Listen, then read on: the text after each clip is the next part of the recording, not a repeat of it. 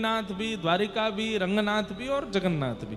लेकिन प्रधान रूप से हम सबको आज्ञा है, कलयुगी जीवों को महाप्रभु जगन्नाथ जी का दर्शन करना ही है, अनिवार्य है। वर्ष में एक बार महाप्रभु जी के पास जाना ही है, ऑप्शनल नहीं है।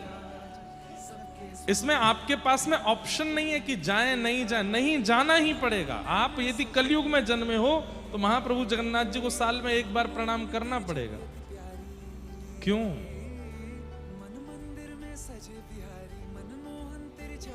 हम कलयुगी जीव हैं। कलयुग में प्रत्येक दिन पाप बढ़ रहे हैं, प्रत्येक क्षण हमसे भी कोई ना कोई पाप बनता है,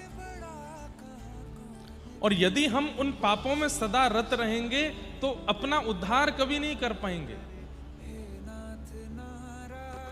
चाहे हम कितना भी नियम कर लें, जप कर लें, तप कर लें, कितना भी ज्ञान अर्जन कर लें, कलिकाल इतना प्रचंड है तब भी हमको पापगामी बना के ही मानेगा और कोई उपाय नहीं है। तब कहें क्या करें? कलयुग के जीव अपना उद्धार कैसे करेंगे? तब महाप्रभु जगन्नाथ जी प्रकट हुए और प्रकट होकर के कहा, मेरा दर्शन करेंगे, मेरी स्नान वेदी का दर्शन करेंगे, मेरी चंदन यात्रा का दर्शन करेंगे, मेरे नौका विहार का दर्शन करेंगे, मेरी रथ यात्रा का दर्शन करेंगे, और मेरा दर्शन भी यदि कर लेंगे, किसी बिना उत्सव में भी महाप्रभु जगन्नाथ जी का भी दर्शन यदि कर लेते हैं तो उसी क्षण हमारे पाप नष्ट होने प्रारंभ हो जाते हैं। हम जितनी देर महाप्रभु जी के सन्मुख रहते हैं, जितनी देर श्री क्षेत्र के अंदर रहते हैं, उतनी देर पाप नष्ट होते रहते हैं हमारे। इसलिए कलिकाल में हम लोगों के लिए जगन्नाथपुरी जाना अति अनिवार्य है, पर एक कंडीशन अप्लाई होती है। क्या?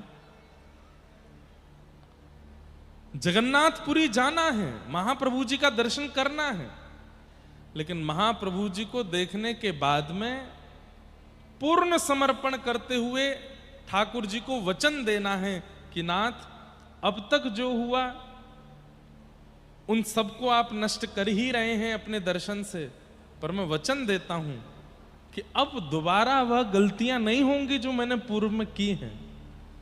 अब वह पाप मुझसे दोबारा नहीं बनेंगे। मैं प्रयास करूंगा कि मैं पुनः उन सब क्रियाओं को ना करूं जो मैंने पूर्व में की हैं।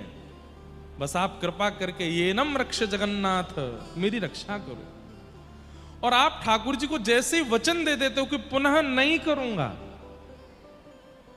ठाकुर जी तुरंत आपके समस्त पापों को नाश कर देते हैं।